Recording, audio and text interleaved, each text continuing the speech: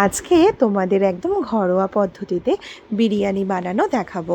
তোমরা অনেকেই জানো, কিন্তু যারা জানো না তাদেরকে একদম সহজ উপায় দেখাবো। প্রথমে 1 ডেচকি জলের মধ্যে গোটা গরম মশলা, তেজপাতা এবং একটু সাদা তেল দিয়ে নেবে বিরিয়ানির চালটা সেদ্ধ করানোর জন্য।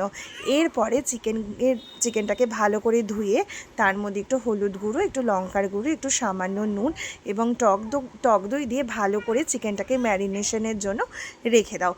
তোমরা চালটা যখন দেবে তার আগে কিন্তু চালটাকে 1 থেকে 1.5 ঘন্টা মতন ভিজিয়ে রেখে দেবে।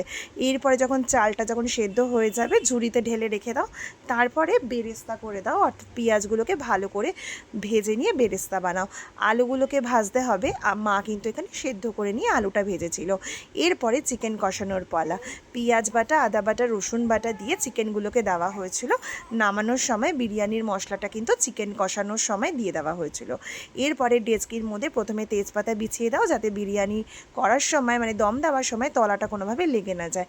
গ্রেভি দিয়ে, চাল দিয়ে এক এক করে তোমরা কিন্তু লেয়ারটা সাজিয়ে নাও। লেয়ারটা যখন লেয়ারটা দেবে তখন কিন্তু একটু কেওড়ার জল, একটু মিঠা আতর এবং অবশ্যই যেটা ছাড়া বিরিয়ানি হয় না সেটা হচ্ছে আলু এবং ঘি। আর লাস্টে দেখো এরকমভাবে ঘি মানে চিকেনের গ্রেভিটাকে দিয়ে দাও। এরপরে ঘি দিয়ে এটাকে দমে বসিয়ে দাও 10 থেকে 15 মিনিটের জন্য। আর হ্যাঁ, এখানে কিন্তু মা দুধ ব্যবহার করেছিল। আর আমরা কিন্তু আটা টাটা দিয়ে ঢাকি না, ঠিক এইরকমভাবেই মানে বহু বছর ধরে মা এইভাবেই বিরিয়ানি বানায়, তো গন্ধ এতটুকুনি কমে না, বরং ভালোই লাগে খেতে। তো আমার মা তো এইভাবে বিরিয়ানি বানায়। তোমরা চাইলে এভাবে বানিয়ে কিন্তু অবশ্যই দেখতে পারো। আশা করি খুব ভালো লাগবে।